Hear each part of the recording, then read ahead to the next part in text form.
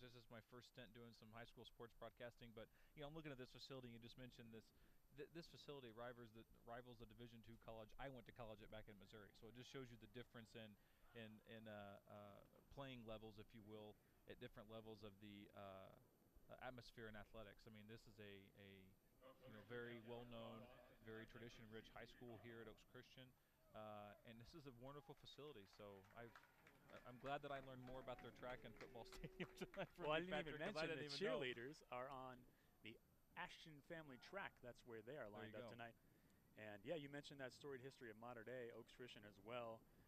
You name the sport, they're producing top flight athletes at the Division I level onto the professional leagues. Yeah. Just a name of note, Jimmy Clausen. Now I guess you would call him a journeyman NFL quarterback. Yeah. A former Oaks Christian signal caller. Modern day, 2 former Heisman Trophy winners. There you go. John Huarte, 1964 Notre Dame, and then Matt Leinart. USC, 2004. As the coaches go over last-minute strategies. And I was looking at some readings this afternoon of other notable players from modern day, players that have gone on to UCLA, all types of levels of Major League Baseball. Athletics seem to be very strong at modern day. They make the drive up from Orange County, playing in the Trinity League down there. So this is a non-league matchup as Oaks Christian represents the Marmonte League.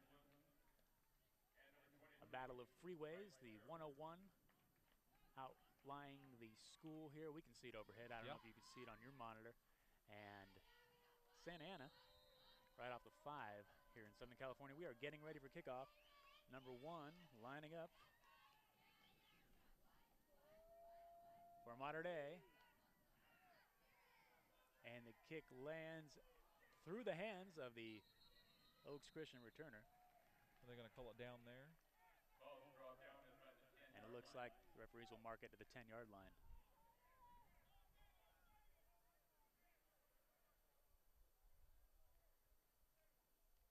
At the freshman level, just learning these players, we'll be getting these names to you as they come, as we kind of match them up on the field with what we have.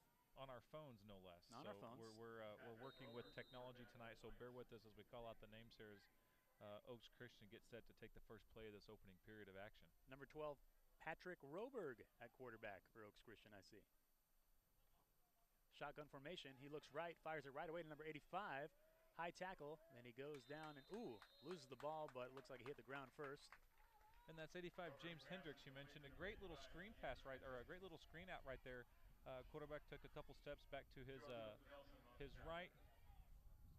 James rolls out towards the out of bounds line and gains a few yards on the play. 2nd and 5 from our PA announcer here, giving us that information as number 28 does a little spin behind his quarterback, lining up on the left shoulder. You got 3 wideouts at the top of your screen up here. Look for a pass there. Takes the handoff low. Back to 85 again. He likes that target early, but brought down by 2 defenders from modern day. And you saw a great play there. They went strong side on the far side of the field, 3 wideouts to 1 on our downhill side here. So he knew he was going that way. Good fake handoff to the running back. And again, James Hendricks is 2 for 2 on his catches tonight. And we're down to 3rd down and 2 to go. They stick with that shotgun this time, right up the middle on the running play. And I'm not sure if he got the first down there. As the refs blew the whistle with the forward motion. That's 28, Mr. Williams, not to be confused with an abbreviation for a first name. His first name is Mr. You're correct. And it looks like he did not get the first down, so it's 4th and 2. We're going to see a punt here. That's one way to command respect. Name yourself Mr. And no matter what age he is, he's always going to be Mr. Williams. So going back to work this Oaks Christian offense from their own 18-yard line. Well, the punt formation, sorry. And that's a low kick, almost looked intentional as it trickles down past the 40 to about the 45. And that's going to put, I don't know if it was an accidental boot kick. Surely that wasn't on purpose, but that gets modern day starting off in Oaks Christian territory. So not probably a planned kick there, but modern day has good field position to start their first play of this first opening period. Our first look at the offense of the Monarchs as we find out who their quarterback is.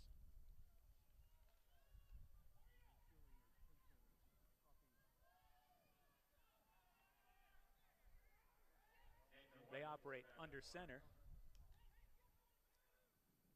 Oh, at looks least like to we start. got a jump there.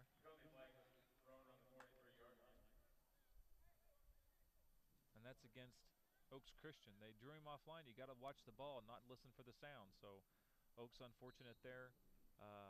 Moving forward 5 yards for Mater Dei. So now before they even get a playoff, we haven't had a they're at the running. 40. Yeah, they've already gained 5 yards without even a pass or a run. So and that's Nathan White at quarterback number 7 for the visiting team. They go to the running game. He's got some room on the left side, number 24. Oh, what a hit. Barreling over a tackler. Almost breaks another one. Brought down at about the 27-yard line. Joe John Collins. What do you got? I'll say Joe John. I think that's his first name. Collins, the running back there from Mater Dei, just had that great run. Great block on the left side of the field. They took out one of the front line there for Oaks Christian going up the left side, another first down. So they ran one play and have 2 first downs. I think it's Joe Juan Collins. That sounds better. Let's go with that. I don't think I can read this handwriting here on this picture. So these are handwritten rosters. And now Nathan I apologize White. to the Collins family if they see this. So sorry about that for mispronouncing the name of your son. That's okay. White if it was Mister, it'd be easier. Exactly. No. Checking his wristband for the play. They go back under center. The 2 running backs behind. He hands off to the deep back, number 24. Collins again. This time he stays upright.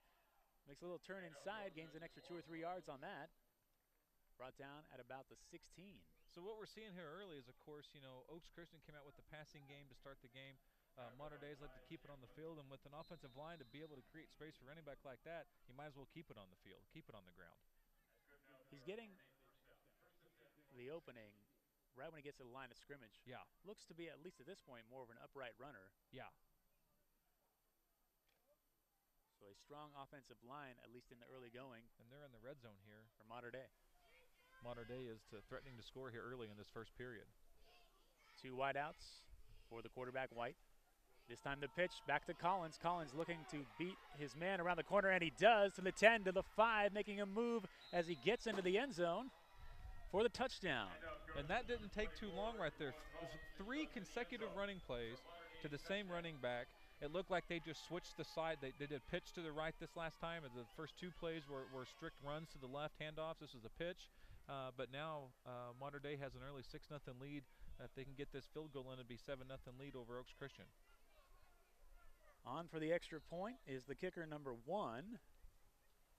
Richard Lopez set for the point after. Richard Lopez. Thanks to the PA announcer for that help. Oh, it's and a bad snap. Lopez trying to chase it down. He falls on it at about the 23-yard line. So it'll just be 6 for the visitors. Hopefully that doesn't come into play for them later on, as this game, given these teams' ability to put up points, could be close down the stretch. We'll take a look at that. Going back to Collins on that drive, that was a 16-yard touchdown run. I believe he had all the yards on the drive as well, so it was a 40-yard rushing drive for Collins himself. Yeah, absent the quick penalty that they got to move the ball forward 5 yards, that was an all Collins play, an all Collins scoring drive right there. You're exactly right. And if Oaks looks to something we're seeing early here is the intensity by Mater Dei, attack. They're hitting them right down the middle, and the outside of these lines are taking out Oaks Christian's defensive line there. So Oaks Christian have to step up their defense if they want to hold Mater Dei to a high-scoring game tonight. And that's the thing, if they continue to move the ball on the ground, they're going to eat a lot of clock as well. Yes. So they're going to want to answer back as quickly as they can. That whole offensive stint from Mater Dei right there took about less than 2 minutes. So efficient leads to scoring. So Lopez, who didn't even get a chance to attempt the extra point, now on for the kickoff. And he boots this one down to the 4-yard line, retrieved by number 3. That's Ty Shamblin. He makes a move. He gains about 19 on the return. That's Ty Shamblin on the return there for Oaks Christian. He's small. If he can get in the open field, I think he could turn on the jets and get to going down the other end. But good coverage there by Mater Dei on the kickoff to stop Oaks from moving forward much. So it's Oaks ball here on their 21-yard line, first down. Opening period here at the game. Just over 8 minutes left. 6-0 Mater Dei.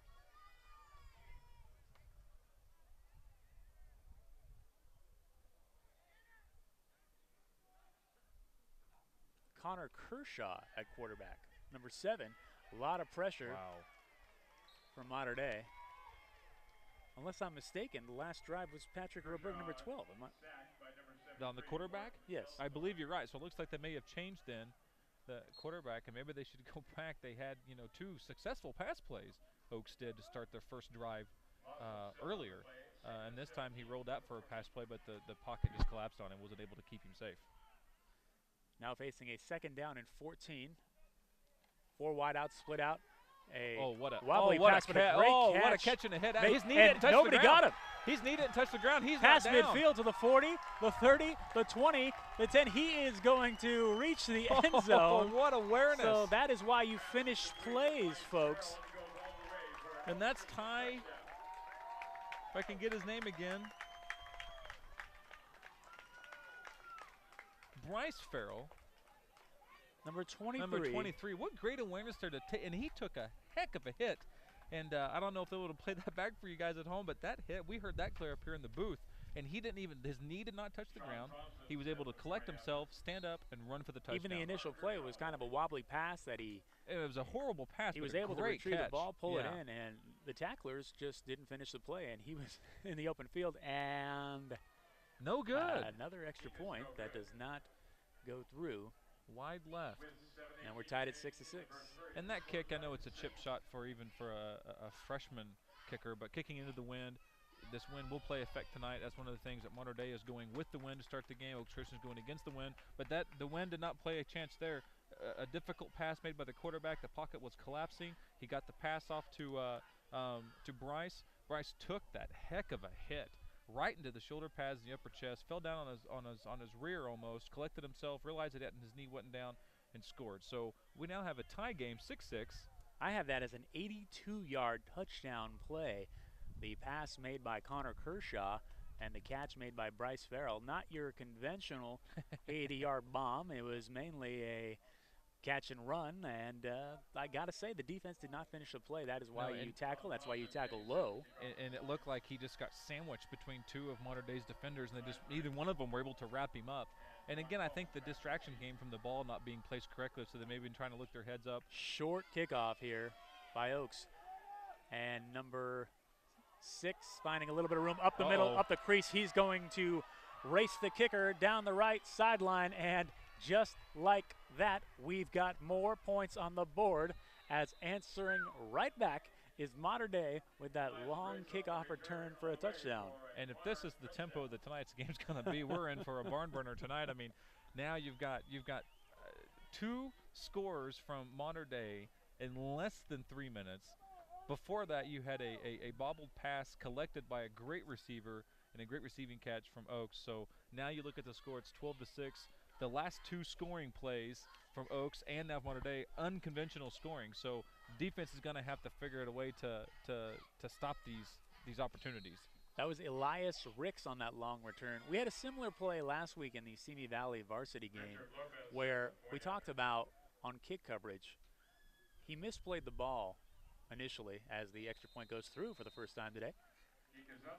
And we're looking at a 13-6 ball game in favor of the visitors from Mater Dei. You were saying about Simi Valley last week? So we saw Ricks on that play kind of misplay the ball, but because of the coverage team rushing down, the misplay helps the play itself because the team has now overran him, and all of a sudden a crease creates in the middle of the field. You saw him see that crease, take it up the middle, and then it was a matter of just racing down the right sideline. He only had the kicker to beat and found himself in the end zone. Yeah, anytime you can, it doesn't matter how the score happens as long as it happens. But, yeah, I mean, if you get a crease collapse like that or a distraction happens, he made a good juke move, too, when he first caught the ball. He fumbled the ball when he first picked it up off the turf one-handed, made a couple juke moves, and then saw a crease open up on the right side, and away he went. So 7:05 to go in the first quarter. 13-6, the Monarchs lead over the Lions. Kickers getting a workout early with the extra points and the kickoffs. Richard Lopez back on.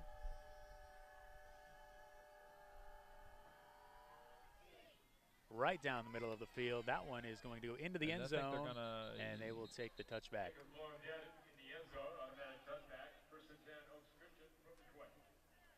So this is going to be the furthest starting position for Oaks with the touchback at the 20-yard line. So we'll see if they can get some more offense going here. I know the last play, like we talked about, juggled on the pass, bad pass to the receiver, but we're going to see if they're more structured here on this offensive stint. And Roberg back in at quarterback. So I don't know if that's a strategic thing or there was an injury. I think they just go with different looks. We saw Connor Kershaw on the last drive throw that long touchdown pass to Bryce Farrell.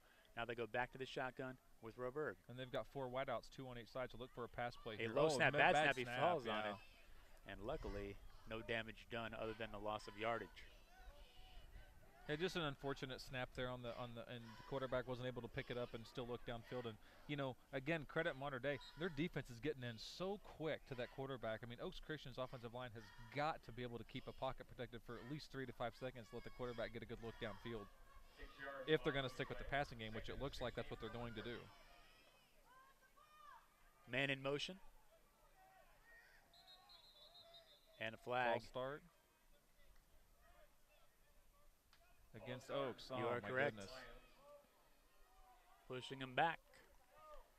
So right now, Oaks is their own worst enemy, unfortunately. You know, they've had 2 penalties now that have brought them back. They had a penalty at the opening part of the game that let Modern Day move forward. So I don't know, besides that 82-yard run on total yards, you're taken away from that. So, you know, Oaks has got to, and coach calls a timeout here to get his team corralled and calm back down. Yeah, facing a 2nd and 21, they're going to have to re-strategize what they had in mind for this drive early on. And you go back to that, whether it's a strategic play or he was hurt, but the swapping of quarterbacks, I would say that's probably something in a game plan. I mean, you didn't see much of the change in the offensive line. The still same offensive set came out, same formations were going on. So I would think if you're changing quarterbacks, I think maybe he was injured, not strategic. If it was a strategic play, I think you would see a different lineup for the quarterback for him to be used to. So maybe number 12 was injured for that last play, but Oaks scored, so now 12's back in. He is 2 for 2 on his passing attempts today. Yeah, we'll try to gather that information and see if that is a move that they usually make in-game. You never know. They want to give a different look. Even if they are similar quarterbacks, they want to work out both these arms at the freshman level and groom them as they move up the ranks here. JV and varsity. They take their football seriously here at Oaks Christian. Wide formation, 3 on the bottom of your screen, 1 at the top. Roberg rolling out as he's under pressure. Hits number 3, big hit at about the 13. Another flag flying in the end zone. And it looks like that Modern Day may have got a hold of the quarterback after he let go of the ball. So let's see what the call is here. But yeah, big hit on there on Ty Shamblin. Another big crack here we heard up here in the booth. So great hit by. Gonna have to retrieve these numbers on the defensive side of the ball too. Give them some credit for these hits. Offensive personal foul against Modern Day. He got a hold of the quarterback after he threw the ball. That's a no-no at any level. So that moves him up to a first down. Big bailout as they are now at the 29-yard line. Robert. 1 back set. 4 wideouts. Man in motion again. Defensive shift by Modern Day in the backfield. This time they go to the running game, and all over it is that defensive line. And you see the frustration there by the quarterback, number 12, Patrick Roberg. He just, you know, as soon as he got the handoff to the running back, the defense was there. Just very frustrating. I understand his frustration. You know, he's trying to get some momentum going here. Offensive line's unable to create a pocket, so his frustration continues early on in this first period. Number 25, Dean Neely got in there on the play, along with his teammate, making that tackle. Aberg looking for room on his left, and he goes across the middle of the field to Hendricks. Hendricks barreling down to about the 47-yard line as they go back to the tight end. That was the man they saw on the first 2 plays of this game. Took a little break from him. Maybe Modern Day forgot about him for a moment. as they get it all the way. The referees mark it at the 46-yard line with 5:37 to go in the first quarter. Great first down play right there. Great run up the middle, or a pass up the middle to Hendricks. I think you're right. I think Monterey just forgot about him. He capitalized on the mistake. Roberg, this time to his running back with a nice one-handed grab off his back shoulder, and he hangs on to it as a swarm of tacklers from Monterey get to him around the sideline 48-yard line, now in the territory now of the Monarchs. They're getting momentum. I think that timeout helped them. They were able to collect themselves. The personal foul in the end, when Oaks Christian got the personal foul on their quarterback that moved them to the first down. Now they're going forward. They've got some momentum here. Let's see if they can keep going down the field. 5 yards left to go to get the next first down, and they're only trailing by 7. It looks like a conscious choice with the play calling to get different players touching the ball to set up and look. Oh, what look at a that. play! Good. As good he faked fake. the pitch and then goes right at the middle. Roberg. And that was kind of a late hit there from Modern Day's number 6. And that's another look we have not seen. We have not seen Roberg on the keeper rolling out to his left, faking the pitch. We saw them go to the tight end. We saw the screen pass. We saw them go to the receiver. So keeping this Modern Day defense on their toes. Very much so. As Oaks Christian. Very much so. And what a great play there by Roberg to his offensive line. I think they've threatened the pass enough that now Modern Day has to scoot back. Their secondary has to scoot back a little bit. That opens up the offensive line to create a pocket, and that's how he got that first down. So the ball just past the nose of the Lion logo here. Low snap. Roberg looking. Here comes the rush as he jumps over. We see another flag in the backfield, and we have a hold on the offense.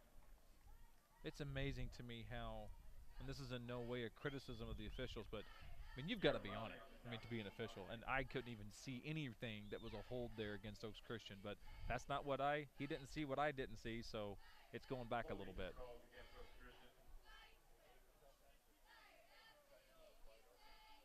Cool breeze now coming in as game time temperature seems to have dipped just a bit.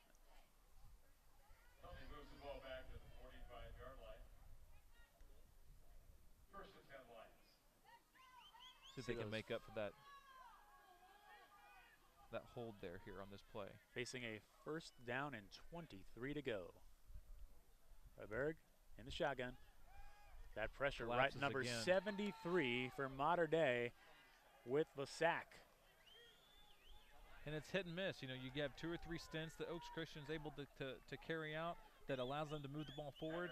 It's 2 steps forward, 3 steps back right now for Oaks Christian. So we're going to see what happens here in this next play. Salazar, you saw with the big bear hug, bringing the quarterback down. And a good spin move by him, Salazar, to get off that Oaks Christian offensive lineman. Spin move, the quarterback's there. He was able to wrap him up. Last second substitution on offense for Oaks, bringing in number 26. And that is Dylan Natcher checking into the game, and he'll be in the backfield, it looks like, back with the quarterback, Roberg. Lining up in a running back formation, split, looks like. Something and downfield he's keyed here. On Salazar. And down the middle of the field. And missing a fortunate gift. Fortunate gift there. Thank you. For sure INT by Nathan White, the quarterback of Modern Day. You'd think he'd be on the hands team, was not able to hang on to that one. And bailing Roberg out of trouble there. They brought in 26, who made a nice block to at least contain Salazar, who was rushing again. And Roberg had room, but that ball was right into the hands of the defense of Modern Day. And luckily, Oaks Christian getting another chance on 3rd and 28 here. Yeah, that's a fortunate miss. Interception there in a good favor for Oaks Christian. Let's see if they can capitalize. 3rd and 28, long way to go. Another low snap, Roberg. That pressure coming again. And he shakes it off. He's still on his feet. He gets around end number 35. Looking downfield still. There's throwing a play. Across his body. Oh, what a completes catch. It at the 45. But and that's a hold against, that shouldn't be a hold against Modern Day. So you're looking at possibly a big first down here. What a way for Roberg to create and move out of the pocket. He felt it collapsing, rolls all the way back further than he probably made forward progress. Finds a way to finds a way to get to an open receiver down the field, and then completes the pass. And now it's a personal foul or something against face mask against Modern Day. So that's an automatic first down. So that's Bryce Farrell on the broken play, helping his quarterback out, running back to the ball. A nice throw across his body made by Roberg.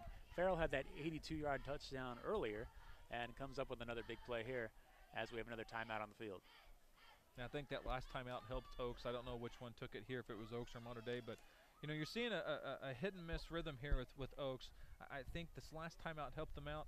They had the penalty in their own end zone that brought them out to a first down. They moved forward quite a bit on that play. Had the unfortunate penalty that brought them back.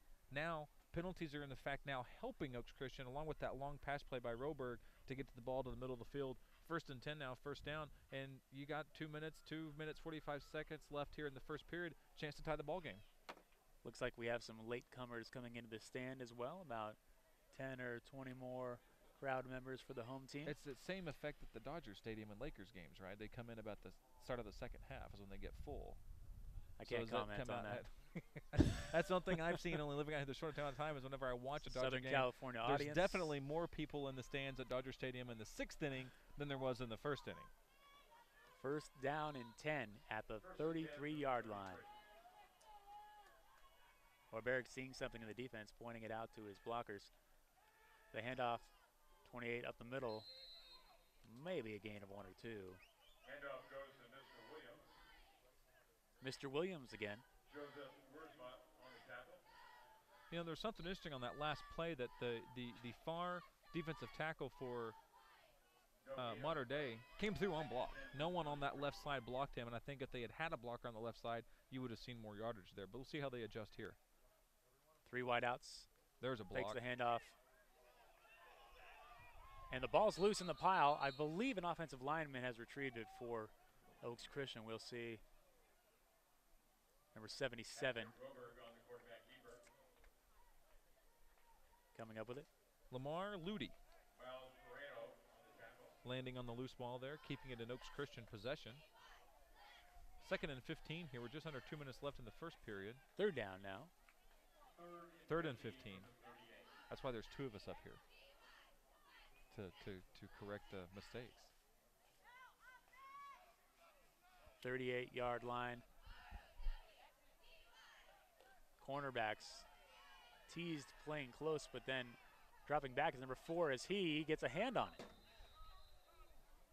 And that pass was intended for number 5, Donovan Davis. So I watched him from the jump on that play. If he had stayed back in coverage, he may have had an interception. I think you're right. Yeah, I think he came up on number 5, Davis, the last bit of it. If he had stayed falling back and played more of a zone back there, he would have had an INT. You're exactly right. But then who knows if Roberg would have thrown the same ball. Exactly. One of the mysteries of life. Exactly. We'll never know. So here we are. Are they going for it? 4th and 15. Down and 15. Coach taking a gamble here. Let's see if it pays off. Roberg's ready. 2-back set. They brought 26 in again. He seems to be their pass blocking specialist. Good snap that time. Slipped a little bit. Roberg and did. Roberg, not a lot of room. Throws it, and I think we might get bailed out again here. I think either a face mask or a personal foul. There's a penalty flag on the 43-yard line against Mater Dei. Let's see what the officials say here. And a lot of stuff happening there at the end, and that's the thing your defense doesn't want to do is bail them out when they have them trapped. They had Roberg cornered and trapped there on the out-of-bounds line. He threw an errant pass. Had they not wrapped him up, I'm assuming this is going to go in Oaks Christian's favor, being a personal foul or a face mask against Mater Dei. Yep, there you go. So there it is. You know, penalties have been the story of this first half for Oaks Christian, be it against them or for them, but it seems to keep them moving forward here, as now we have a first down, and that puts them just a few yards shy of the red zone, well deep into Mater Dei territory.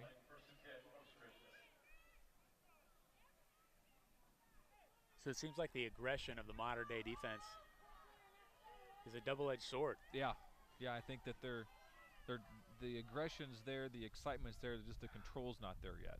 First down and 10 from the 23, Roberg, and there they are again. Oh, what a with rollout. That swarming pass coverage. Oh, Roberg with a nice move. Good block as there. He gets out of bounds at about the 17. Little after-run activity there between Roberg and one of the defensive members of Mater Dei, but 2 or 3 great moves there. A good spin move to come out of the pocket. A great stiff arm just past the 20-yard line and puts him at on the 23. I don't think they've adjusted it yet, though, but there you go, 13 yards in before a score, and this may be Mater Dei, or Oaks Christian, rather's first offensive score. Be getting more familiar with how this rush is coming. As he seems a little more comfortable running between He's the tackles. definitely adjusting I think, better than the offensive line does as a whole, because when that line still collapsed, he's able to see where he can go now. So his vision is improving as the game goes on. They're at the 13-yard line, 1st and 10. Roberg rolls out again to his right, this time throwing a lofty one. Oh, what a catch! Great leaping catch in the end zone by his tight end, number 85, James Hendricks. What a catch. And he really caught that ball out of the sky. Could have been anybody's, but he had the timing coming from his right to his left in the end zone. You mentioned it, timing, and I think you give another piece of the credit there is that he's one of the taller guys on the offensive unit, James Hendricks is. So great reach, great jumping ability to go up there and grab that ball. It was a rebound. It was a loose ball. He grabbed it. And Roberg showed a lot of trust as he just put that ball up there for Hendricks to go get. Through the uprights. Now we have a tie game, 13-13. And I tell you what, this has improved dramatically from the first 2 minutes of the game when it was ruled by run by penalties and a quick kickoff return touchdown from Mater Dei. So a good possession there by Oaks, running a lot of time off the clock. Just over a minute left in this first period. Ran a lot of time off the clock there. They got a full touchdown with the field goal afterwards, be able to tie the game up. Great offensive stint there by Oaks Christian. James Hendricks, of course, you see what they did there. Easily could be called Jimi Hendrix. Yes, there you go. I resisted an all along the watchtower call on the touchdown. But I just want to put that out there that I'm aware that would have been 2 on point. I like Jimmy. I mean, it's your call. Again, I'm still getting over the fact of Mr. Williams for Mater Dei. What a great name. I mean, he's never going to be disrespected a day in his life. I mean, he's ever. It's true. I really like how the play calling of Oaks Christian, they've spaced out when they have gone to Hendricks in the passing game, not forcing the ball to him, even though it looks like a guy who seems to be able to get open when he wants to. And in the red zone, that just looks like something in practice that they know if they put it up in the end zone, he has the ability to go up and get it. And here's the return man that scored last time, still on his feet for Mater Dei. Couple spin moves along the sideline, dancing with danger there, living on the edge. Joanne Collins again. They finally bring him down right at midfield. That's a pretty good return. Not a very good kick for Oaks, but a good 20-plus yard return for Mater Dei. So Oaks Christian with touchdown passes from each of their quarterbacks. Connor Kershaw with that 82-yarder to Bryce Farrell. And then we saw their starter, Patrick Roberg, with the 13-yard strike to James Hendricks. That took easily the whole length of the field at one point, starting a few times in their own end zone all the way down. So a good offensive play there again by Oaks Christian. See what Mater Dei does here to see if they can answer before the end of the first period. Starting right inside the territory of Oaks Christian at the 49. We are about 30 seconds to go in the first quarter. Oh, there's a stop. What a stop by the defense of Oaks Christian right there. Good way to pile it on. Great heads-up play. Helmet right underneath the chin. Stops him. 2 other guys come in and help him.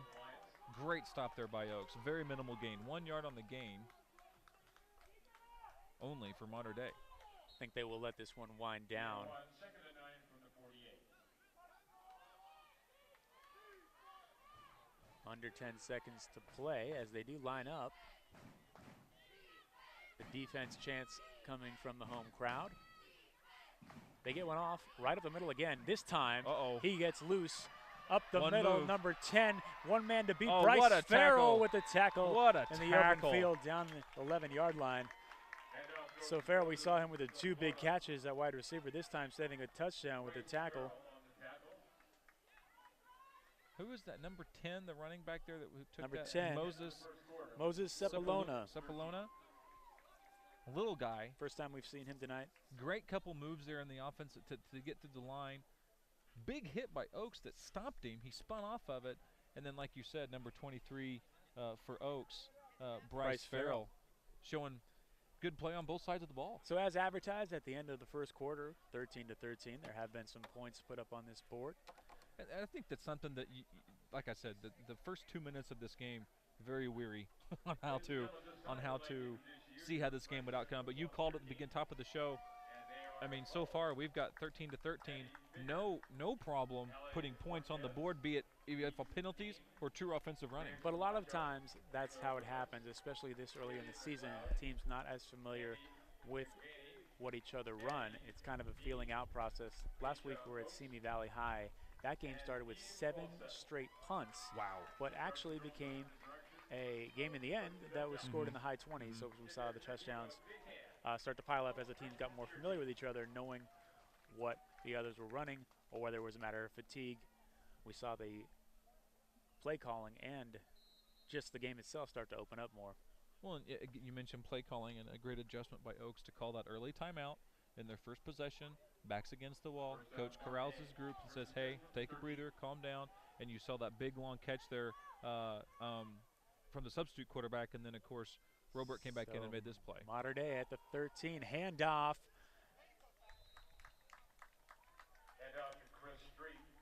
Number 3, Chris Street, the ball carrier. They will operate under a shadow now as the sun's starting to go down here at Westlake Village, California. Mater Dei still on that offensive possession right there. We're still able to create a big hole on the right side. But Oaks Christian, again, credit their coaching staff, making the adjustment, collapsing when the hole opens up, and stopping the run early. So we'll see here if Mater Dei sticks with the run or if those runs set up a pass attempt, perhaps. 2nd down and 5 from the 8-yard line. White hands off right to his man, number 3, right up the gut for the touchdown. That's Chris Street for the 8-yard touchdown run. And is that his 2nd touchdown this evening? That's the first one for Street. First one for Street. 2nd running touchdown, I think, for the team. Correct. The other one was Jawan Collins. There you go. So, again, Mater Dei's ability to bust open a big hole through their offensive line, and the inability, unfortunately, for Oaks Christian not to stop them soon enough. Well, hold everything. Do we have a penalty late here? I did not see a flag come in. We got too excited there. It looks like they took the points off the board. So now you're going back to us. That's a loss. Now at the 15-yard line, 2nd and 11. Now it might be time to go to the passing game. Which we have yet to see from Mater Dei really tonight. Nathan White. They go right back to number 3, and he makes a move, breaks a tackle to the left side, to the pylon. Dives in. And just like that, Chris Street. So it doesn't matter which street he takes, right up the middle. And we can keep the notes down. Exactly. Side. Yeah, what a. He finds the end zone. Unbelievable. That kid is so fast. Legs. The thing about these young running backs and these young athletes, especially in football, their legs never stop moving. They're always digging, always pushing. And that's one thing he did there is he did not stop, stiff arm, take the bump, was able to bust in and dive over the goal line, leaving the football in bounds and got the touchdown for Mater Dei. The kicker Lopez on to try to make this a 2013 lead. And he does. So in this era of stat keeping and fantasy football, I'm sure Street is happy about that because he would have had an 8-yard touchdown run. The penalty, they go right back to it, and then he gets himself a 15-yard touchdown run. Definitely padded the stats there, if you will, for his stat line. Erased the 8-yard run, put in a 15-yard run. So, you know, Mater Dei able to capitalize their early part in the 2nd quarter, 20-13 now over Oaks Christian. We'll see how Oaks Christian answers here. They've been able to, every time Mater Dei scores, Oaks Christian's been able to answer. So we'll see if they can keep up that rhythm here and make it 3 for 3 on their offensive possessions with a touchdown or somehow get into the end zone. There's that giant logo right above the end zone around the track, OC, which of course stands for Oaks Christian, but also formally known as most people call Orange County, the OC. The OC. Mater Dei from OC. Perhaps they're tricking themselves into thinking they're at home. The OC is in OC. Santa Ana is in OC. There you go.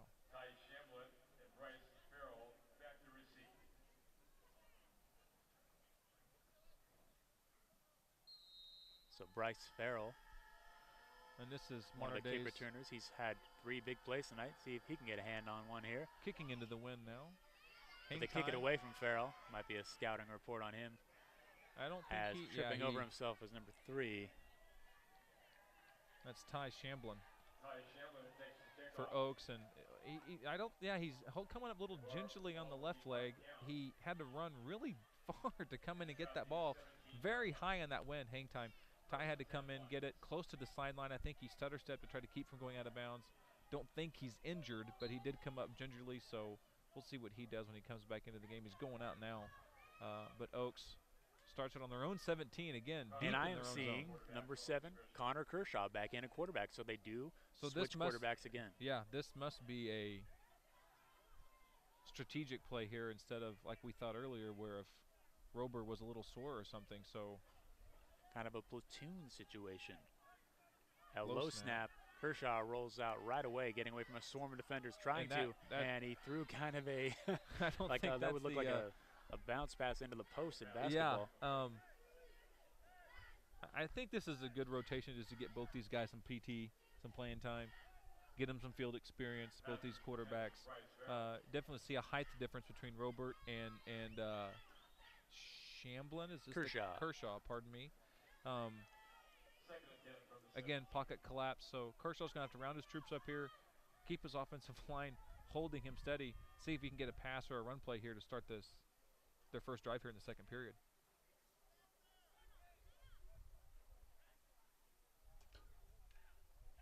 Kershaw good has protection. A little bit of time, and he goes to Hendricks. Hendricks almost making another marvelous catch as he tried to come back across his body behind the defender and cup one with his right hand, but wasn't able to make that play. Kershaw had the time the first half of before the pocket collapsed. When he started coming forward into traffic is when you saw him disappear in the tree of defensive line down there.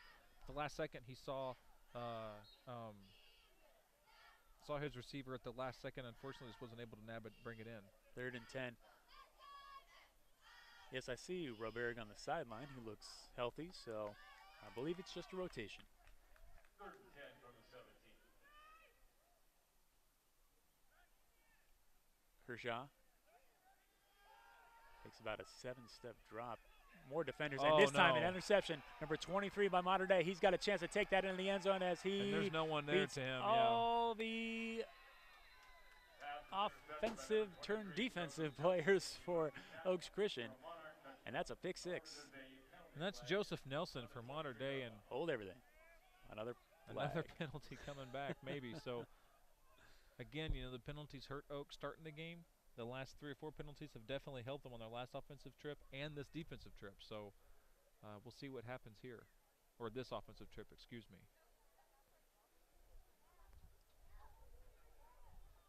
It's a quick reset here where the officials 10-14 to go in the second quarter, 20-13, Mater Dei. And Oaks is 3rd and 10. This offensive trip, this offense is not looking the best as it has been. So, again, obviously a rotation factor to get both these quarterbacks playing time. You can see the difference in management and team execution with who's under center. Interesting to see what the refs call here. I didn't see anything that led to maybe an Oaks player, once the turnover happened, an Oaks player committed a foul on a Mater Dei player. I didn't see anything from the time that the interception happened to him scoring. Nothing really stood out to me. Here's the call. And the call. So offsetting penalties. And the touchdown stands. So Joseph Nelson from Mater Dei, pick 6, high steps it in to the end zone. So the Monarchs doubling up the home team, the Lions, 26-13. They'll try to tack on one more with the extra point.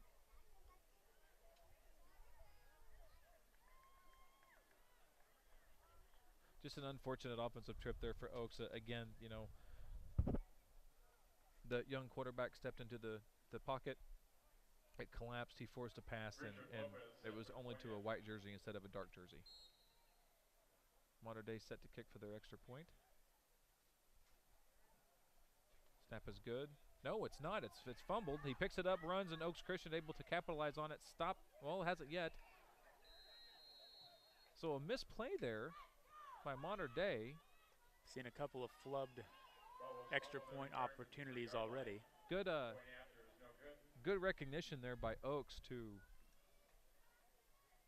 stop that from being much worse than it could have been. Seeing plays misplayed like that at the high school level gives you an appreciation of those particular skills that you see in an NFL game, from the long snapper to the holder to the kicker, and how that has to be executed near perfectly every time a team scores if you want to get those extra points on the board. You can definitely, of course, see the difference in experience when you look at collegiate and pro players versus young, entry-level, if you will, athletic teams like we have in front of us here tonight.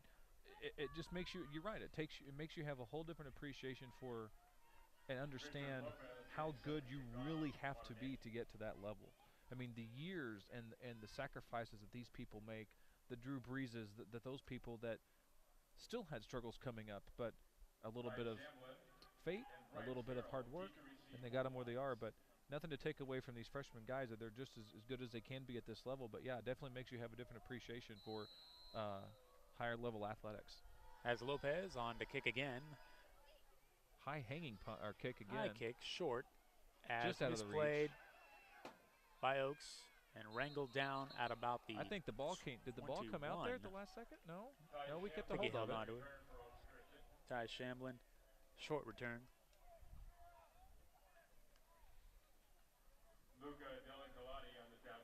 Haven't checked to see if there's any relation between Connor Kershaw and Clayton Kershaw, the pitcher for the LA Dodgers. I thought about that when you first mentioned his name earlier in the broadcast, and it's a name you don't hear very often. So you would think there may be some sort of bloodline there, but you know, the thing about the Dodgers Kershaw is, as they start at the 21-yard line, 1st and 10. It's Roberg back in at quarterback, however. I think he has a little bit better throwing arm than this Kershaw. Roberg, number 74, Salazar again. My goodness. With his teammate number 70, bringing Roberg down. Just suffocating defense again by Mater Dei, and I mean, they're definitely showing the reason Cole why they are Flynn. A storied program in Southern California. With defense like this, they install it at the young level, and they've brought it into their freshman team, and they're definitely showing it off tonight. That's actually 74, Miles Moreau in there with his teammate. Oaks Christian tries again. 2nd down, 22 to go. Ball on the 9-yard line. Here's the snap play, pass play, good cut up the middle. Oh, I didn't see him. That got away. I didn't see him. I think it hit him in the back of the helmet, but that defensive guy was playing zone, coming up to get a hold of number 85 there for Oaks, Hendricks, Jimmy, your man.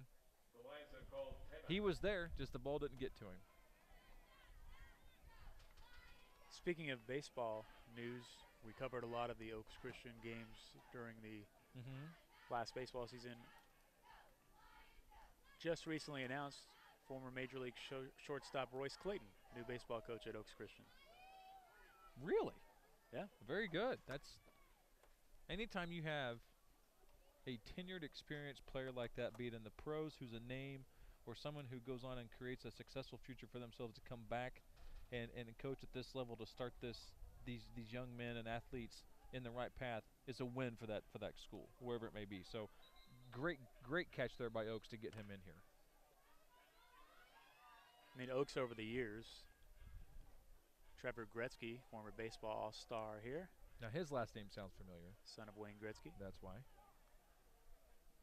Joe Montana's sons, I believe, both played quarterback. At least one of them here. 3rd and 22 from the 9. Oaks will try it again here. Ball on the 9, 3rd and 22. That's Roberg still in there as he gets away this time, but they just keep coming for Mater Dei. That's going to be and they may get the safety here.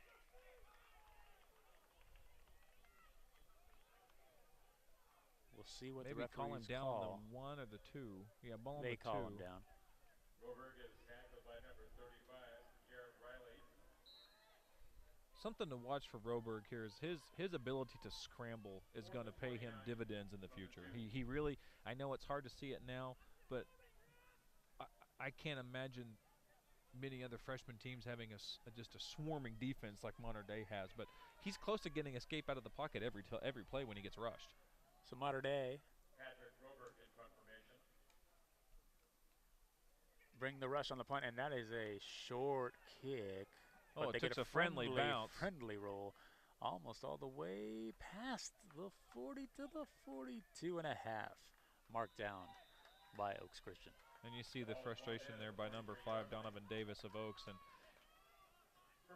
it was a pretty cramped space. It's hard to get away a good, clean punt like that with that much space. Not that much space in the end zone, but took a very favorable bounce for Oaks, putting Modern Day just about 7 yards into Oaks Christian territory to start their second offensive possession in this second period. Oaks defense huddling with their coaches. They've got the dry erase boards out. I'm sure the plan is to try to think of a way to stop this prolific running attack of Modern Day. Containment, I think, would be the word to use here for them, is to try to find a way just to contain this just onslaught that Modern Day is bringing off both defensively and offensively. I mean, with Jawan Collins for Modern Day just running anywhere he wants, really, at free will on the defense. Chris Street and Chris Street as well. Run. Yeah, so you've got two very effective running backs. And has Modern Day attempted a pass play the whole evening yet? I don't think they have. They've kept it on the ground the whole time. Maybe they've attempted a couple, but all of their offensive scoring has happened on the ground. So when you got two efficient running backs like Modern Day has, if it ain't broke, don't try to fix it. Yeah, we forgot to mention as well, we've only seen him a couple times, but a lot of the time, at any level, you can set up your running backs just by having different types of running backs. Street and Jawan Collins with the touchdown runs. We also saw the change of pace guy, the shifty Moses Sepulona, a couple times as well. So here we go. See They've if got Oaks Jawan Collins deep in the backfield. Can step up here. Nathan White, their quarterback. This time he Quick goes handoff. to the that's up back number 10. Number 10, that's Moses Sepulona. There he is. So the three names we're hearing, Sepulona, Street, and Collins. Keeps each running back fresh as well. Keeps them fresh, good rotation, and they're definitely proving their worth here in their running game. Good stop there by Oaks, though. Only gave them a couple yards gain, 2-yard gain on that play. So good job for Oaks. Their defensive timeout they just took, corralled their troops, and was able to get a good stop right there. And we mentioned these backs, but the offensive line, of course, setting that up for Modern Day. And they go to the passing game there. An angle pass. High pass, but caught. Nice grab by number 2. That may not be their first pass, but that's number 2, Darren Green, for Modern Day. And that may not be their first pass, but the first one of that I definitely recall. Great slant there, just a simple post pattern into the middle of the secondary. A little high on the pass. Good jump catch, though. Brought him down by Oaks, got him down. But a first down from Modern Day as we cross the 7 minutes left mark here in the second period. Keeping that conservative approach, however, because as long as that pass is executed correctly, the slant right away out of the snap, it's one of the balls least likely to be intercepted. Correct, yeah. Defense is always behind you on that play, for sure. Nathan White pitching it And to Jawan Collins. Jawan, yeah, again. And up goes to Jawan Collins. Seeley on the tackle. They look like they're taking their time a little more, just getting back to the huddle. They've got this 13-point lead. They have, yeah. No real rush here for Modern Day. They've put their big points on the board here in this first half. Definitely some clock management. You see they're taking more time now to get players in exchange. The first part of this, in the first period, it was very quick. So taking longer to call signals here. I think you're going to see a timeout. Yeah, timeout by Modern Day. So very efficient offense from Modern Day. Unfortunately, some inefficient defense by Oaks has given a big lead to Modern Day. How do you see, in your terms, adjustments that obviously defensive adjustments, but what do you think Oaks needs to do to come out strong the second half? Well, I think they need to limit their mistakes, as we've seen penalties hurt them as well. And I don't know, if you think about their quarterback shifting, I wonder if consistency has something to do with that, that maybe they should stick with one of these signal callers to give the team some more continuity. Yeah, I got to agree with you on that one, and I think there's been more offensive consistency with Roberg starting off in this first part of this game. Even though we had the 82-yard touchdown by Kershaw, was more of a broken play. You did, and you know, you see that 82-yard play was a big play from, you know, the quarterback Kershaw to your man Jimmy. I just think, you know, if you make an adjustment second half in the offensive side, I just think you know you got to stick with Roberg. I think, you know, he's taller, he's more nimble in the pocket, and with this offensive line, it'll keep him pocket protected. He's going to be able to scramble for you. And part of that, as well as keeping the modern day offense off the field. Here's as White goes to the air play. again, this time he's wow. got his man wide open for an easy touchdown. Number 4, He goes all the way for a Monarch touchdown. Cody Epps from Nathan White, extending their lead, the visitors from Mater Dei. And again, I think to wash away everything we just talked about offensive adjustments, folks, you got to make these defense adjustments first. And right now, Mater Dei is just picking them apart. See if they can keep the snap here in control. And it's good. So 33-13 for the visitors. And what we saw there, we are now 6 minutes to go in the second quarter. But basically, for the first quarter and a half, we saw the Mater Dei offense with their running game set up these pass plays. As we saw Oaks Christian huddle up right before that drive. And I'm sure their defensive strategy was geared toward stopping the running game, maybe even on the other side of the field as they were holding up those dry erase boards. The Mater Dei coaches saw, well, they are really thinking about how to stop our run. So let's go ahead and pull out the passing game. And you saw that post pattern just wide open. Yep, and you know, I think football 101, they tell you start with running, which opens to passing. You know, if you're able to establish a running game, you pretty much do anything. So now they've established a running game. Oaks tried to make the adjustment. They did stop the running game, but now they're picking them apart over the top of over the middle. So now you're going to have to worry about the secondary adjustments in the backfield to stop with the pass play. Lopez on again, getting a workout with that right leg. Big strides to that kick. High kick again, end over end. Good catch there by Oaks. Good return coming up. Ty Shamblin on the return.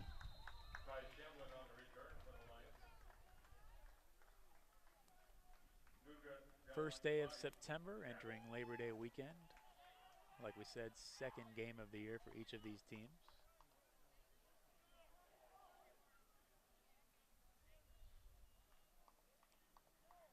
.35-yard line, starting as they go back to Kershaw at quarterback.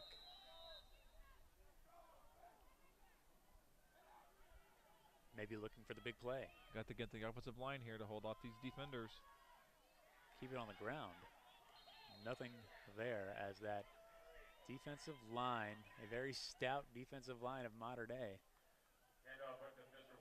has had few breakdowns this afternoon. Just swarming, I mean, engulfing. I mean, any word you want to use to describe this in terms of just an annihilating steel wall is exactly what it is. And we need a nickname for that defensive line, Mater Dei. I don't think steel wall will work. What's their steel curtain? What's their Monarchs? mascot? Maybe it's the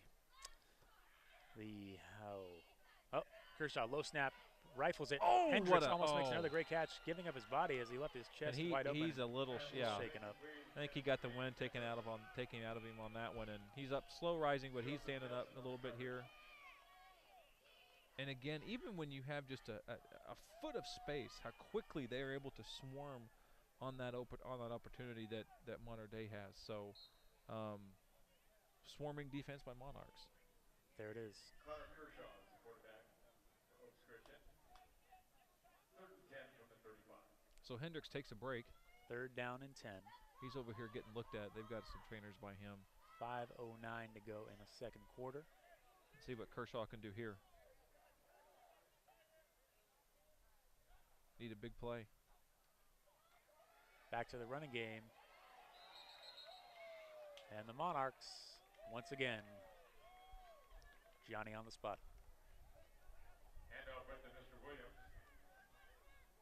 Nothing going for Mr. Williams on that carry. 4th down. Sets up the punting unit for the home team as the whole field now pretty much covered in shadow as the sun Long descending shadows. in Westlake Village.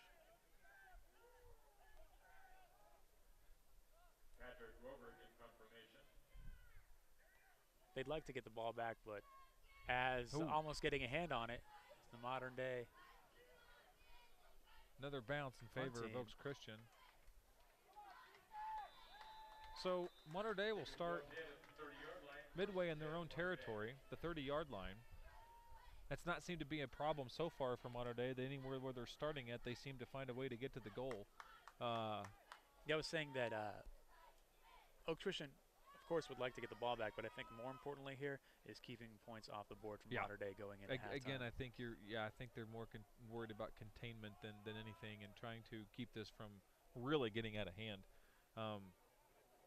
You know, a 20-point lead 4 minutes before the end of the first half is about as out of control, I think, as those Christian coaches would like to see it get.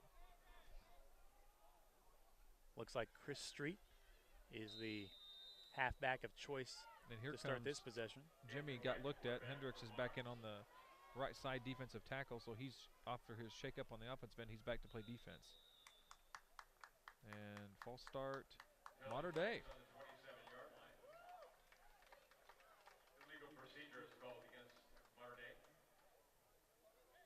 So see, Jimmy's presence is already affected. He comes in. I want to respect the young man. Exactly. Let's call him James. There you go. It is James on the roster. Sure.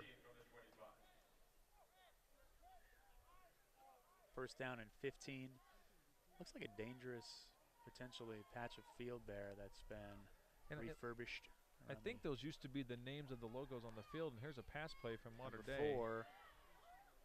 Good stop. No room to operate over there. Stop. Cody Epps with his 2nd catch of the evening. Was Nathan White trying to sling that out there to the left side of the field.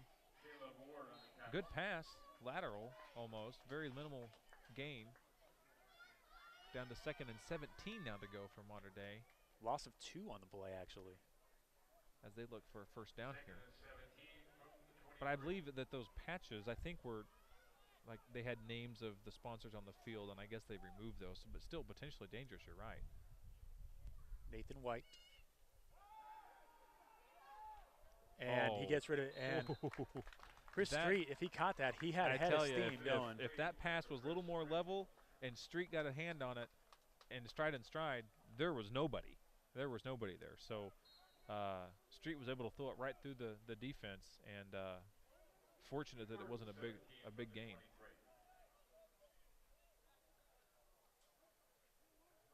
Or Street was the receiver, sorry. Nathan White was throwing the ball to him last time. Here they are again, though. 3rd and 17. Shotgun formation, 3 wideouts on his right, 1 on his left. Deep. White fires one to number 2. He catches it, and this time he gets loose. He gets it back. He turns the corner. That's a flag, yep, right there, number 10. Still on his feet, flag on the field. Yeah, Moses. Darian Green. Cepolona. With the ball. Midway through that play where the flags are, you see, he had a big block in the back against an Oaks Christian defender, and the ref was right in front of him, right on top of it, and that's going to come back, I believe. And, yeah, Modern Day's already walking back. Yeah, exactly. So sigh of relief for Oaks Christian, as that would have been a big gain. Wasn't that a heck of a pass, though, by White? I mean, man, he slung that ball right into the middle. The post pattern that receiver ran was right on point. Jumped over, caught it, made a couple moves, but unfortunately, Cepolona a little carried away on the blocking, and he's the victim of the foul, and he erases the big gain and back to where they started.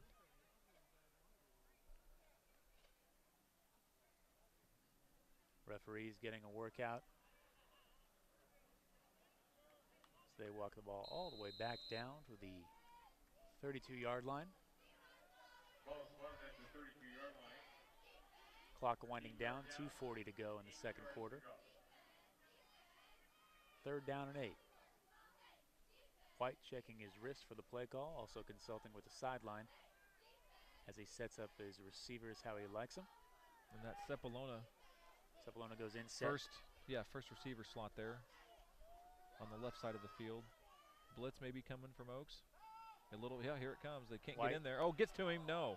Gets off. Get the tip. Tip ball. Yes, Interception. There you go. Made by number 11 for Oaks Christian at the 36-yard line.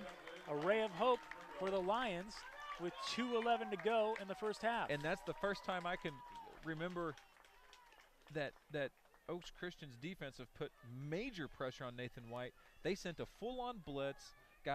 Oaks Christian defender comes around the left side of the line. Number 11, Gabe Burgos with the interception. Nathan White turns to make his pass, sees Oaks Christian defender, aired pass tip, Oaks gets the ball. Great defensive stand right there by Oaks Christian. Exactly what they needed. It's Roberg back at quarterback. And that ball fell, for Oaks. They go to the running game. Handoff went to Mr. Williams. Mr. Williams met by the white jerseys. I think you called him, but Roberg's back in, so we'll see if the loss of 1 on the play. Offense can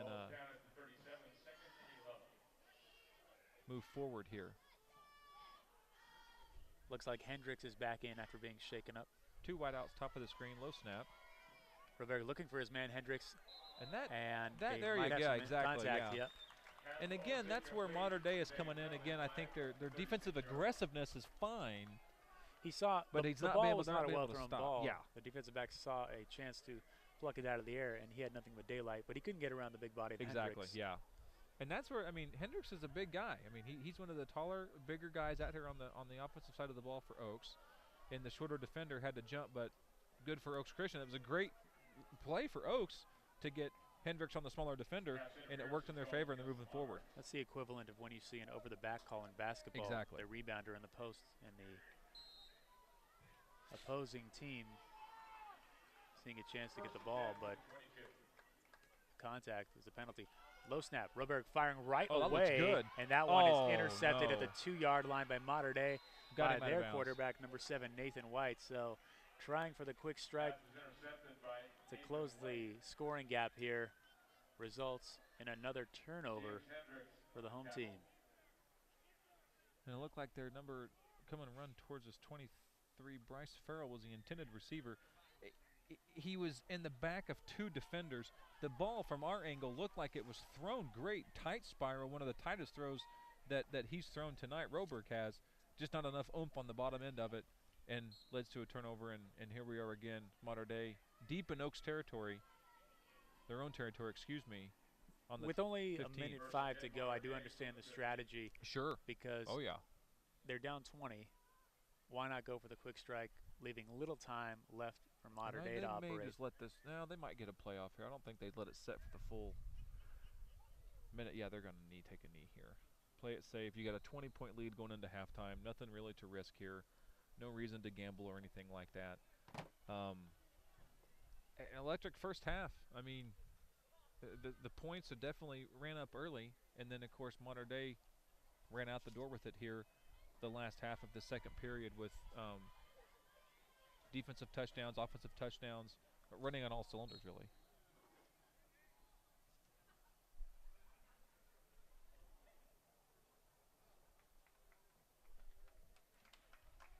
So that's it. It looks like we'll let the last 12 seconds run off. Both teams go to their respective locker rooms, talk about what's coming up in the second half. 33-13. Modern Day, the visiting team over Santa Ana. Oaks. And you got to think too here that Oaks has got to find a way to get some momentum back. They had a big win last week. They want to come out here and defend home field, but they got some work to do here coming in the second half. Absolutely. So that'll be it for the first half, folks, from Westlake Village at Oaks Christian School. You're listening and watching liveplaysports.tv. And we will be back shortly for our coverage of the second half of this freshman prep football matchup from Southern California.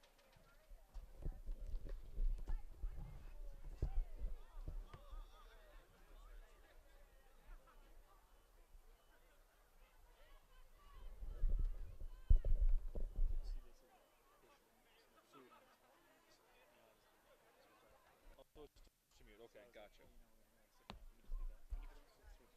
When you put it, switches up. Let me know when it's on. So is it? It's on now. Okay. So did you turn yours off for this halftime, or just leave it on? Okay. But if I want to just not, if I want to mute myself, just push it. Gotcha.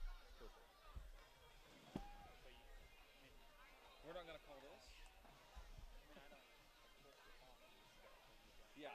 Exactly. Yeah. This is push to mute. So. But if you're on the ball, But leave it like here. It leaves it talk all the time. yeah. See the.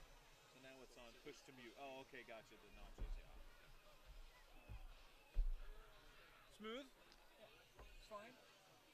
It's fun. I like it. I'm gonna find a bathroom. What do we have? 15 minutes? 10 minutes? Probably 15. I'm gonna find a rest. Do you know where a restroom is? Is it down there by the concessions? I think it's looks like there's that wall, no? Okay. Those here for your I'll be right Oaks back. Christian cheer team.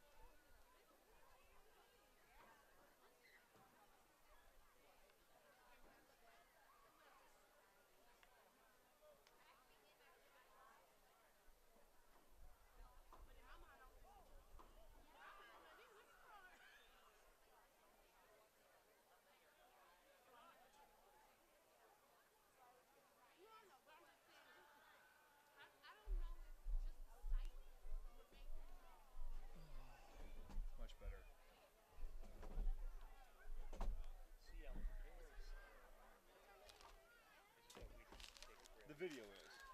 It's still, yeah. It's like they could hear that, yeah. Want some pills?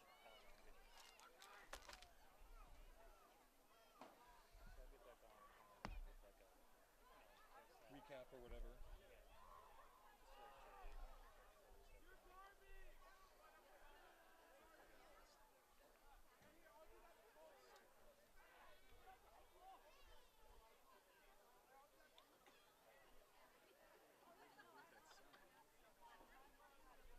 They're going to run through it for a second half. You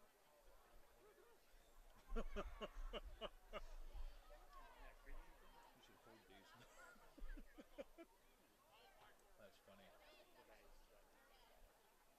Huh?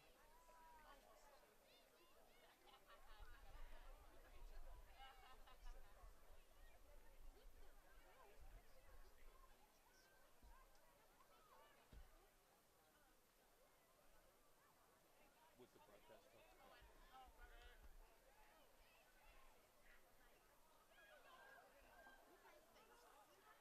So instead of saying, that's where names of the field sponsors used to be, this is an opportunity for you to sponsor the field. This is where your name would be. Yeah. They did, down 20. They ran through the field. Of the thing.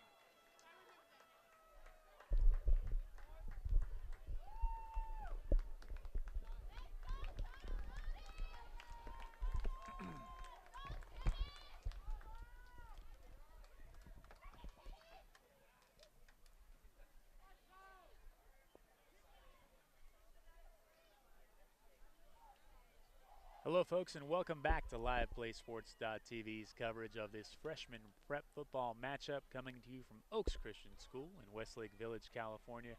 Our halftime score, the visitors from Mater Dei with a 33-13 lead over the home team, the Oaks Christian Lions. Mater Dei has scored 3 different ways, 4 different touchdowns today. We've seen them, the pick 6, an interception return for a touchdown, and we've seen 2 rushing touchdowns and 1 passing touchdown. On the other side, a couple of big passing plays by Oaks Christian gave them their 13 points. What we're going to look for in the second half, though, I think, with Oaks Christian, is they're going to have to contain and get into the backfield quicker into the Mater Dei offense, whether it's getting pressure on the quarterback or stopping those runners from getting room on the outside. And then on offense, we saw them go for the quick strike at the end of the first half. However, they do have some time here in the second half, enough time to chip away as long as the defense holds up their end of the bargain. And I'm Patrick O'Sullivan here, joined by Dustin Sisney. That's me. Dustin, that's about what we're looking at right now in this scenario, don't you think? Yeah, I mean, you know, you're looking at a 20-point deficit or a 20-point lead, whichever one you're looking at for here. I think in terms of Oaks, you made some very valid points. You're going to have to get through the line quicker. On the offensive side, the defensive side, you're going to have to collapse quicker on the defense to stop that run game. You know, we talked about it in the first half. Mater Dei's run game set the precedent, and then they went to the air the last 2 touchdowns. So, I mean, Oaks brings their defense up to stop the running game. They pick apart the secondary. If they leave their front line open to play in the secondary, then they leave the running game open. So, and this is just the freshman level, but fundamentally speaking, they're going to have to make better tackles. And those are all fundamental things that should be easily handed. A quick line catch drive. there. Line drive Kickoff. by the big fella here for Mater Dei. He pushes it forward, pushes that pile almost to midfield.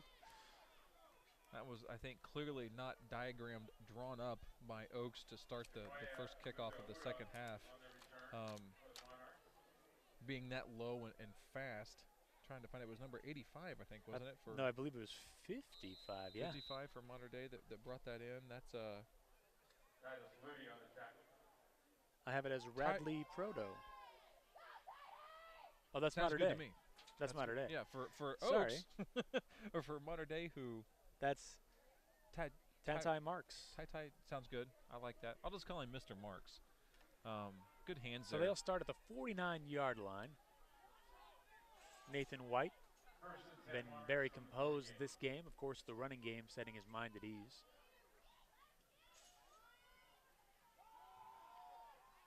And this time, Chris Street moves the ball inside the 45-yard line of Oaks Christian.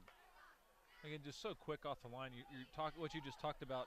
If Oaks could do that to their own offensive side, what Mater Dei just did, just explosion off the line after the handoff. So Street again, paving his way, no pun intended to the last name, continuing his just great running demonstration this evening for Mater Dei early in this third period. Street had a 15-yard touchdown run in the first half that we saw him take. Well, the first time it was an 8-yard touchdown run. Then the penalty was called. Next play, Street ran it right back in again. See how Oaks defense is up now to stop this running game. Safety playing center field. And up the middle, number 10, Moses Cepolona. Moses was the unfortunate recipient of a block in the back that he did to Oaks on a pass play last half. But his offensive side has definitely been strong in the running game as well. Cepolona, Street, and Jawan Collins. There you go, Mr. Collins, the three main rotational running backs that Mater Dei has gone through here in this football game so far. And these are schools that do pattern a lot of their games and their game plans off NFL-style offenses. And we've seen that in the NFL as well. Teams going to a more running back by committee the last few years as their Street, and he's got some room, and he's got the moves, and he's still on his feet. He cuts inside the 20, the 10, down to the 8, and really showcasing what he can do on that carry was Chris Street. Just so quick, nimble, agile, all the qualities you look for. These are freshmen. I mean, this kid, can you imagine who's going to be in the next 2 or 3 years as an upperclassman? I mean, this is a guy you're going to have to keep an eye out for here in Southern California football. About tackling a guy like Street, the shoulders go one way, the hips go the other way, and you, as a defender, already on your heels trying to keep up with that, trying to guess where he's going. And he's got the low center of gravity. He's a shorter running back, very nimble, very agile, all the qualities you look for in a future star running back.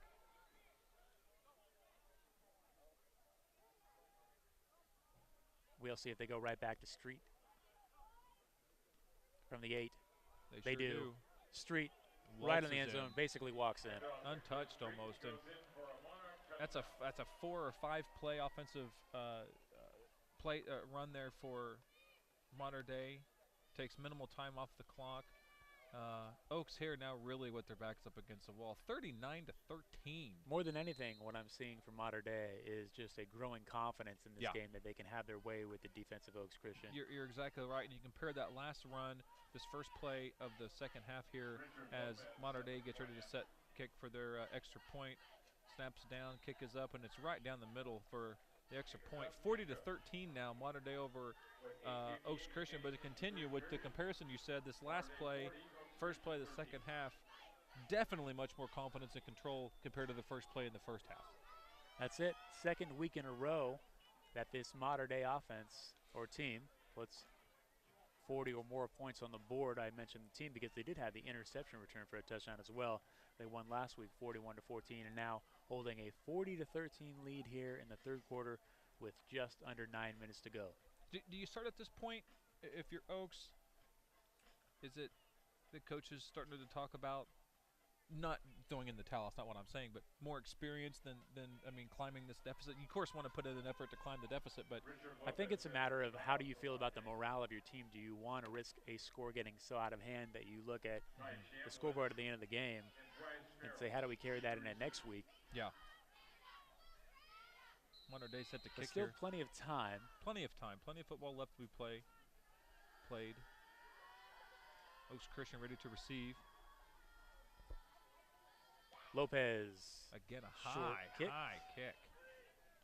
Bounces at the 26. Breaks a couple tackles, brought down. That's Bryce Farrell. He's been all over the place tonight.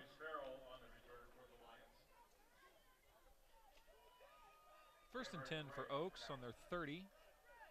Patrick Robert, again a quarterback for Oaks Christian. He started the game, but we have seen from drive to drive consistent rotation to Connor Kershaw. Consistent rotation there back at the and quarterback. Forth.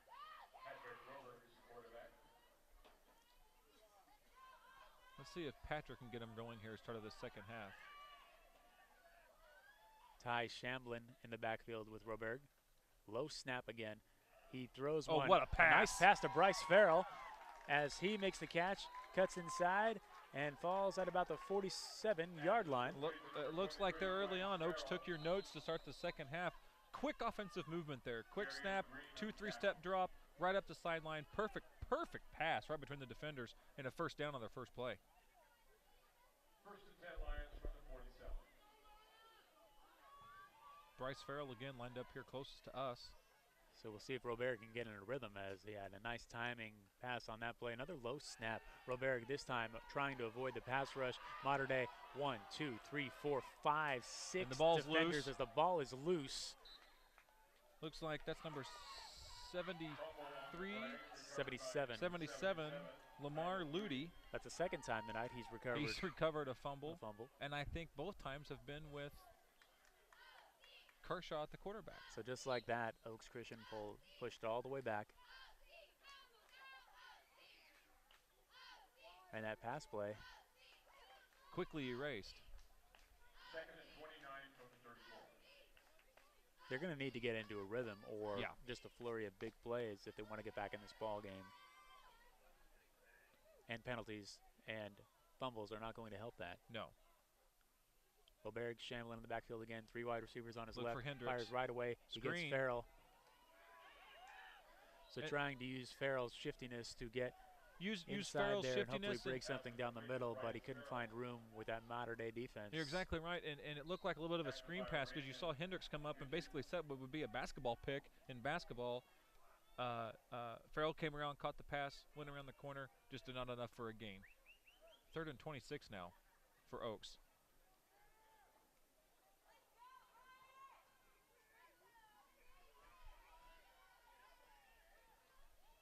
Roberg. Another Bryce timing again. play to Farrell, but And this time picked off. Modern Day was on top of it there. They saw that that was basically the same play as Darian Green with the INT for the Monarchs. And just like that, another drive thwarted by this Modern Day defense. Just a little too much air underneath that pass from Kershaw. Same play like you said. Robert, sorry. Same pass play as they ran earlier for Bryce. They got on that first down. Just a little too much underneath it, not quite the distance, and Modern Day able to pick it up, pick it out of the air for an interception. 3rd interception of the night thrown by Oaks Christian. So you saw some hope, but you saw some good potential there from Oaks. First offensive setting in the second half. A couple good plays. Tried to find a rhythm, couldn't do it. Modern Day's defense comes out on top again. Nathan White to Juwan Collins. Collins up the middle of the field. Oh, what a big stiff arm as he turns the corner. And he's got the Jets on. He hits the end zone, but a flag is down. Flagged late. You would maybe think some holding on Modern Day, but it doesn't look like anything's. Well, the offense hasn't gone off the field yet, so.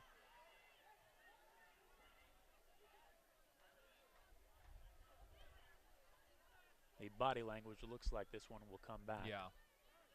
Yep, and it does against Modern Day. You know, you get into a situation like that where you're putting the gas pedal down. You have a good running play or a good running play right there, and Oaks is back on their heels the whole time, so not really a chance for them to make a penalty unless they maybe to get a face mask, but there was no one around him, so obviously a block in the back or something that Modern Day did to erase that big play, and now we do it again. So Modern Day keeping it conservative on the ground, but these runners are so powerful and quick that it almost the results don't seem to be conservative. They just seem to be breaking big runs. So they've got a great offensive line, big young men on the front of that offensive line there, creating big holes for their running game.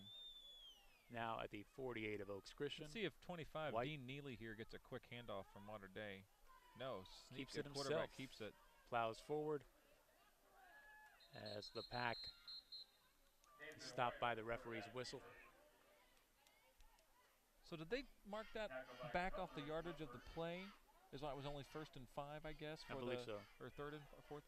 Yeah, because now it's just back down to 1st down. So Modern Day executes. Nathan White doing a great job leading the cause here. 5 minutes to go in the third quarter.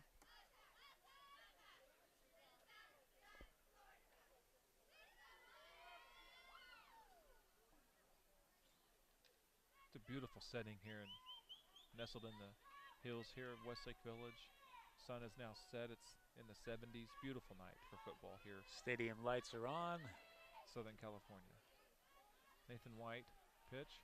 Jawan Collins. Full head of steam. Once again, full head of and steam. he's going to sprint to the end zone. Another flag comes in, untouched. So, Jawan Collins getting his wind sprints in. Yeah, they call the touchdown, but I think the white cap official does not see there's a flag.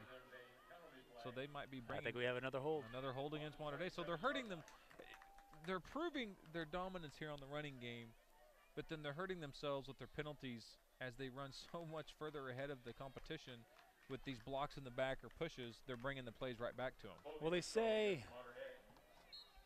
the man who popularized this in practice during his career, Jerry Rice, every ball he caught in practice, he would run to the end zone just so he could get used to mentally putting in his mind that every play should be a touchdown. Jawan Collins getting his reps going to the end zone on every handoff on this drive, but the penalty's bringing it back. So we'll see if this visualization will help Collins here. Not a good bad practice habit to get into either. Anytime you get the ball to just run to the end zone and thinking everything's going to be a touchdown. So see what Modern Day does here. 1st and 5 after the penalty and the erase of the second touchdown erase this play. And there's Collins again. Little slip. And this time, there we go. Oaks Christian comes up with a stop.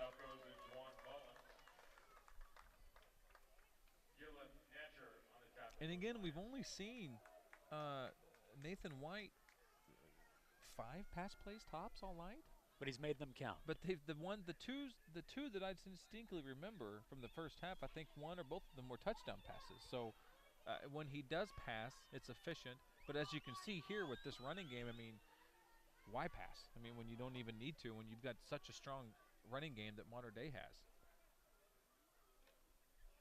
Number 4, Cody Epps, split wide to the right. He had the touchdown catch in the first half.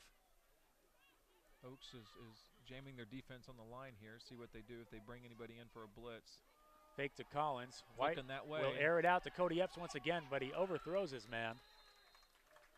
So going for the jugular with his 40-13 lead.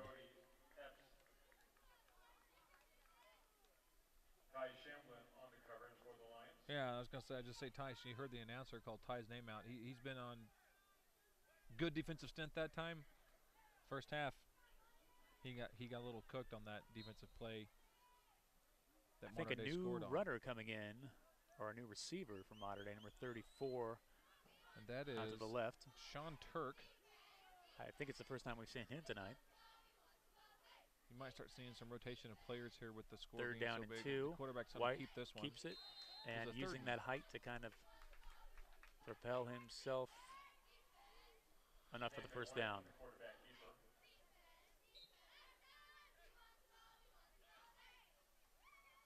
And that's it for Mr. Turk. He came in to give someone a breather, apparently, or to play games with the defense. Either way, Modern Day was able to, quarterback was able to keep it, the first down. 1st and 10, inside Oaks Christian's territory on the 33-yard line. 40 to 13. Street now deep in the backfield, replacing Jawan Collins.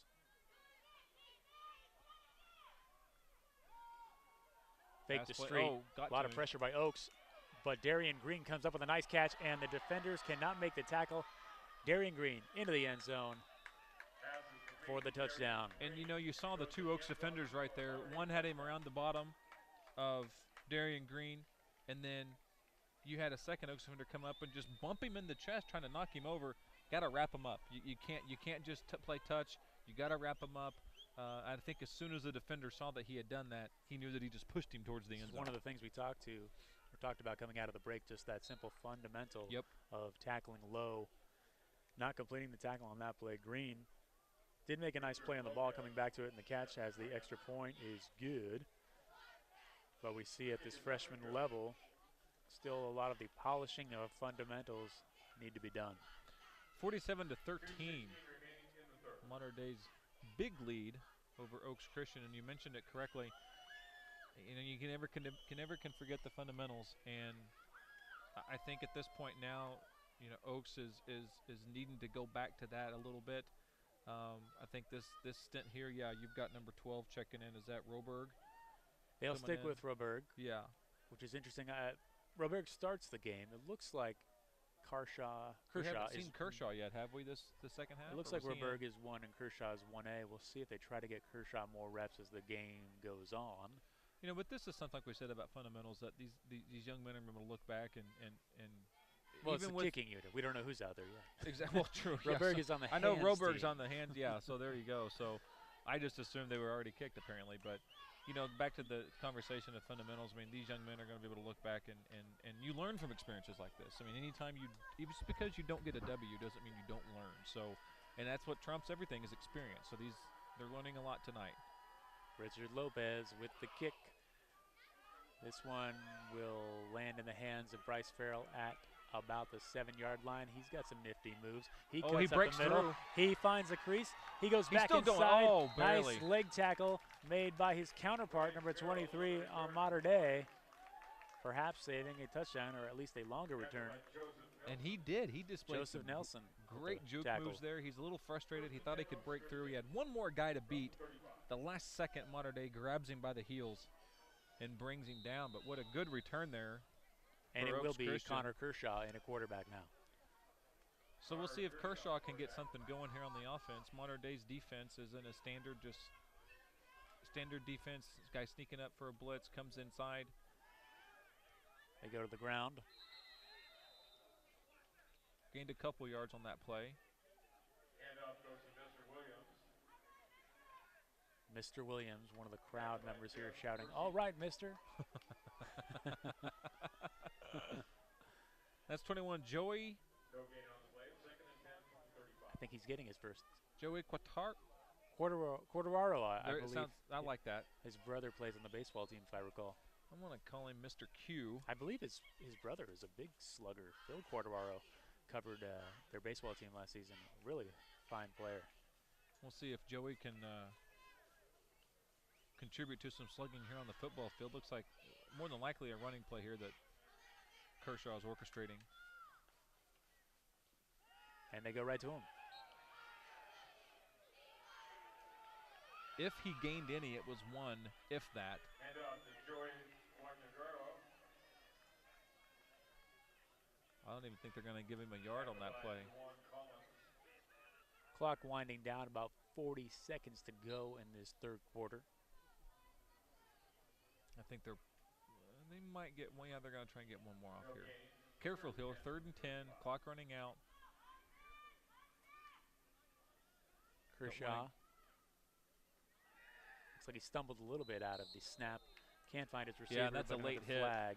That's a late hit there on number 2, Darian Green. Darren from Green. Day. Limping. Should know better than that.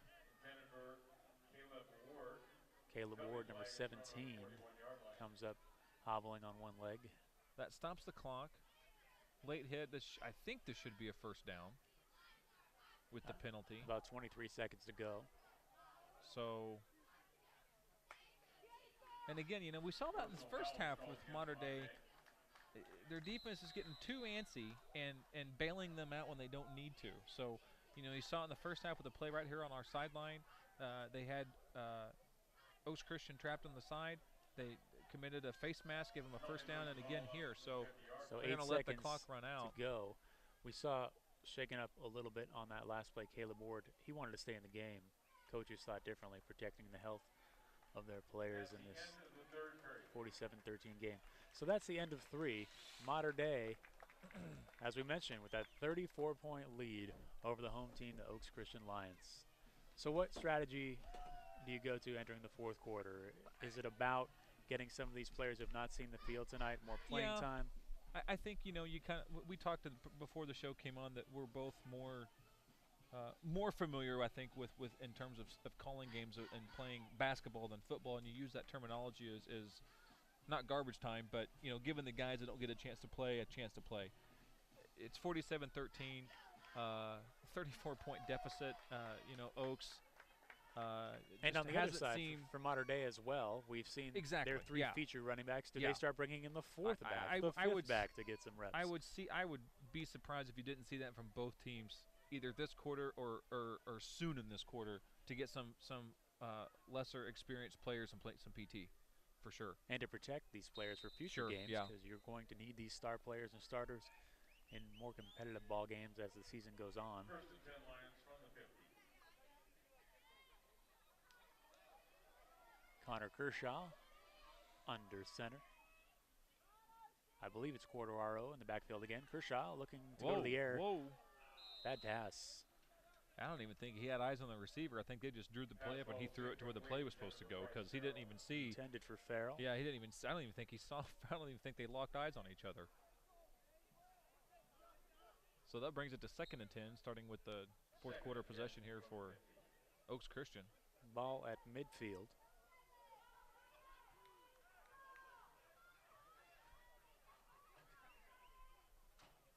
Kershaw to Mr. Q. Quartararo tried to find some room on the outside, but Mater Dei with the closure. You know, and the thing that's consistently happened that you see here, I think in the scale of which way weighs more than the other, is just the speed of Mater Dei, even on the defensive end or the offensive end. Just the overall speed. I mean, it's not to take away anything from Oaks. Very much a speed and fast team. They're short, they're low center of gravity, they're fast. But Mater Dei has just been there quicker on defensive end and offensive end.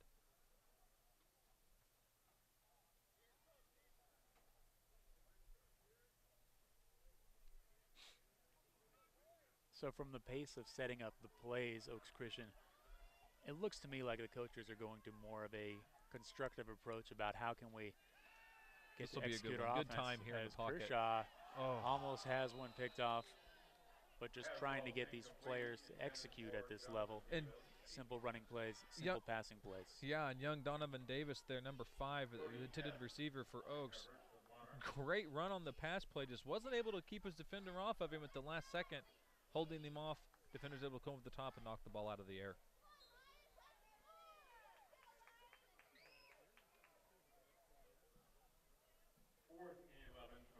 And you're going to see with the score like it is and the clock time left, Oaks is definitely going to like to go for it here on 4th and moderately long, 4th and 11. See if they can convert here. Kershaw back to pass. Right across the middle of the field, there's Hendricks.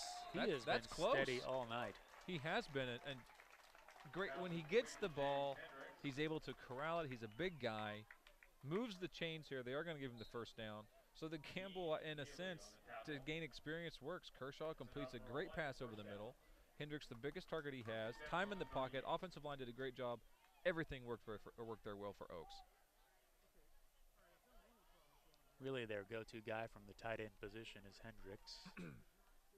Kershaw going to the air again. He rolls out, looking for Hendricks off the fingertips. And you see the mismatch there. Look at Hendricks and look at number 23 from Mater Dei. I mean, there's at least 3 or 4 inches of height there in size that Hendricks has on him. So you're seeing Kershaw go to Hendricks' side, take advantage of the mismatch. It worked in the middle of the field the last play. They were trying to go to outside here, but a good call there on the mismatch to go to Hendricks.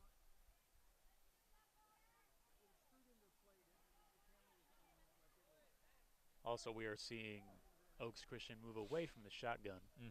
Although on this play, they are going to go back to it. And the offensive line's had a good stint here the last 3 plays, giving the quarterback some pocket protection, so we'll see if they can keep it up. 3 wideouts, 1 running back. Kershaw looking to the corner and just can't hang on to it.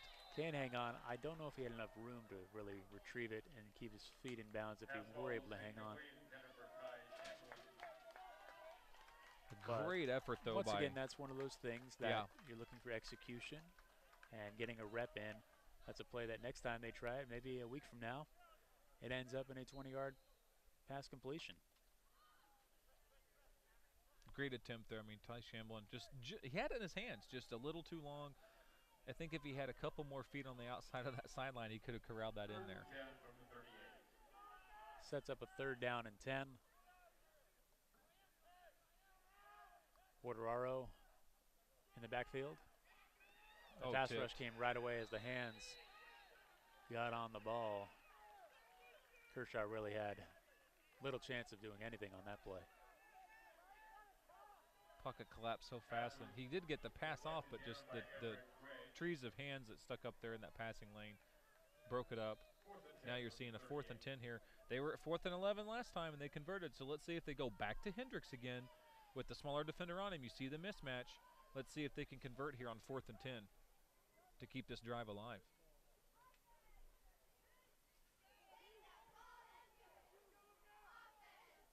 Three wideouts here on the lower side of the field. Donovan Davis, wide right.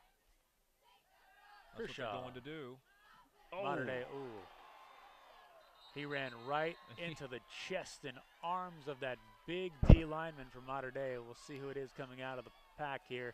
Looks like number 67. That is, I'll let you pronounce that. 67. Kamuta Lavasa with the play. And I'm not even sure Kershaw ever even saw him. I know Kershaw was running up the middle to look down.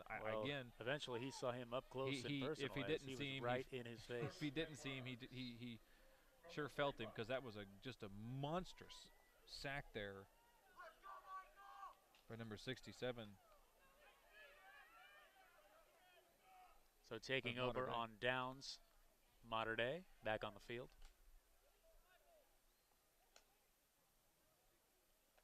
Number 34 racing out of the huddle. Sean Turk down here on near side. Receiver on each side. I formation in the running. Quick handoff. Good stop. 35, the ball carrier. Good stop. Garrett Riley, his first carry of the night. Handoff goes to Garrett Riley. Tackle by Ty Ely. Gain of 4, 2nd and 6 from the 49. Is under 6 minutes to go in the 4th quarter. Is their same quarterback still in? Nathan White? Nathan White still in the ballgame. Surprised we haven't seen a rotation of other players still yet. A lot of receivers shifting in now. We have Trevor Hedges, number 9, in at wide out for Mater Dei. White back to the running game. And number 25, as he finishes that carry with a roll. Dean Neely there on the carry for Mater Dei. We've seen his number called a few times tonight. Good run on the outside of the line there. Oaks Christian definitely got hands on him, tripped him up in the last seconds there and stopped him. Takes it to the 43-yard line of Oaks Christian. And another first down. That's a Mater Dei first down, 1st and 10 from the 43. 38 will run back in with the play. That's Kenneth White. As he replaces Juwan Collins. Collins may be done for the night. Probably want to protect their star running back.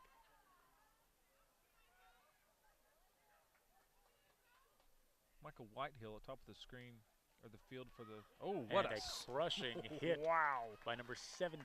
I think that's the best defensive smack they've had all night tonight, and that right there, number 17, Caleb Ward on that big hit for Oaks Christian. Good stop up the middle. So you've seen here now, Mater Dei probably a little more relaxed, conservative, running it up the middle.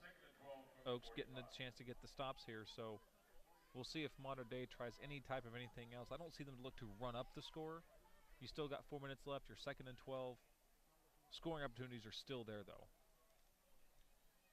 And creating little goals for yourself to keep yourself competitive in this ball game. Oaks Christian probably does not want to see Mater Dei get over the 50-point mark.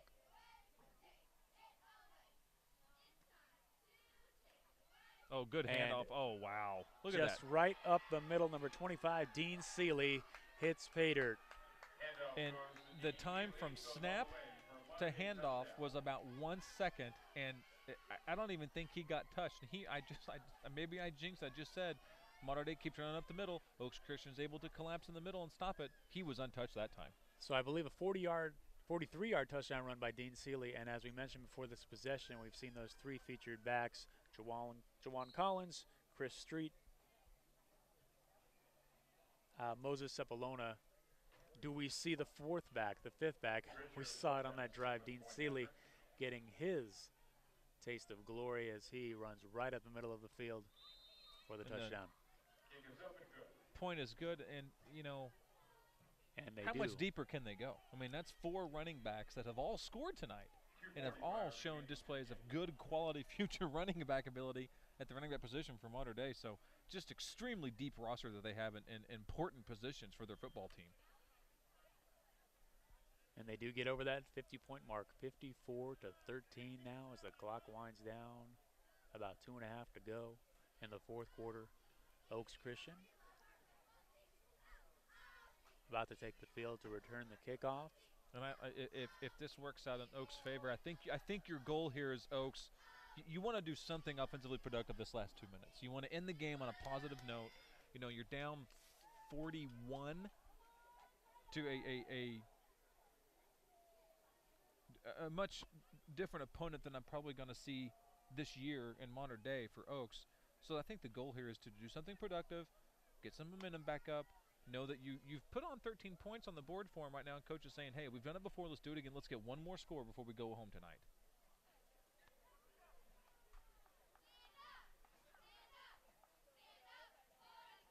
Donovan Davis is one of the 2 people back for Oaks, along with, I believe, is that Mr. Farrell, I think, back with Mr. Davis? Our angle is too I think Farrell's out of the game now as that's going to go ground ball kickoff is retrieved by Oaks Christian. Number 3, Ty Shamblin. Brought down to 24.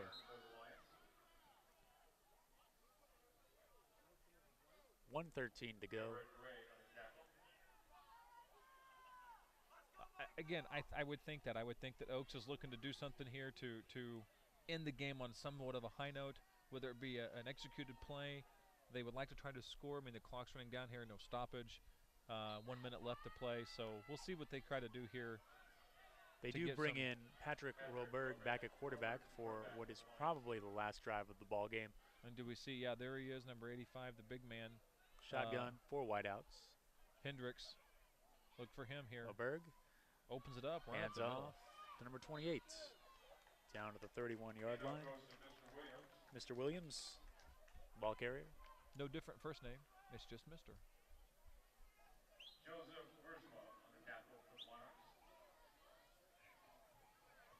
I like to see him do something here to Mr. Hendricks here on this low side here, number 85, the big end, the big receiver that's had a great game tonight. We've got a smaller, look at these smaller secondary players against Hendricks. So shotgun start again here. Let's see if they can complete a pass play here to go out of the game on a high note. Roberg has to turn around with that pass rush, number 86 in pursuit as 87 as well. Roberg runs it himself, stiff arm, as that will end the ball game. So we had a competitive game early, but the final score, the visiting team, Mater Dei High School, with a 54-13 freshman team victory over the Lions of Oaks Christian. Mater Dei moves to 2-0 on the year, Oaks Christian to 1-1. That powerful running game, really the story for Mater Dei on offense. Their defense, once they settled in, they were getting pursuit all night long on the quarterbacks of Oaks Christian and were able to stop any big plays from happening other than that 82-yard broken play touchdown we saw early in the game. Yeah, that was their biggest play on the offensive end. A lot to talk about Mater Dei, not a lot to talk about Oaks, which is just the way that it worked out tonight. You know, this is the greatest part of here about this. You just had a major thumping in a football game, and they're taking their time to congratulate each other, say hellos. Sportsmanship is key here. These young men are learning this at a ground level here. It's great to see that. But, yeah, Mater Dei just the traditional, the national known football team showed its dominance tonight at the freshman level. Oaks Christian, a lot of work to do. Not to take away from last week's win at Chaminade, 58-0.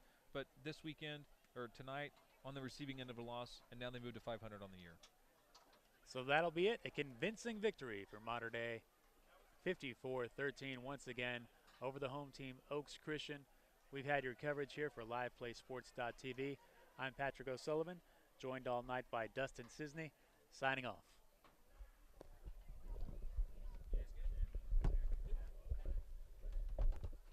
That's fun, man. Yeah.